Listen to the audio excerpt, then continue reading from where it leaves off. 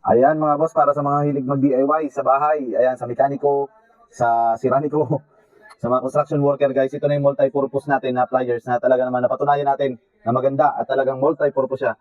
Kaya minsan kasi nakakainis iba gamitin yung mga pliers ng mga mapupurol, tapos isahan lang yung gamit, dalawahan lang yung gamit. Ito, kahit pang-cutting mo ng alambre, ang bilis na lang, oh, para ka lang nag-ano ng ting-ting. O, tingnan nyo. O, tapos, pwede mo pa siya gawing pang wire stripping. So, di ba, bibili ka pa ng wire stripping? Wag na, ito na, isahan na lang, oh. Pag nag-electrical wiring ka naman, ito na. O, tingnan mo dito. O, pang putol. Tingnan natin kung gaano kabilis maputol. Ayan, oh. Ang talas talaga nito, mga boss. Tapos, hanapin mo naman yung sukat dito ng wire para mag-strip ng wire. Ayan, dito. Ito, pwede na to siguro. Hindi. Malaki pa ito. Sa maliit tayo. Medyo maliit. Ayan, ito. Ayan, oh. Ang bilis na, no? Ang bilis ng mga boss. Kaya ito yung nagustuhan ko dito, guys, dahil sa maganda siyang gamitin. So pag gagawa ka naman ng sa battery sa mekaniko, o tapos maglalagay ka nitong battery terminal. So ang bilis na lang niya, tapos ilalagay mo lang dito, di ba? Ayan mo lang. Kung ngayon anuhin natin siya. May pang na nito, may pang tawag doon. Yung pang diinan ba?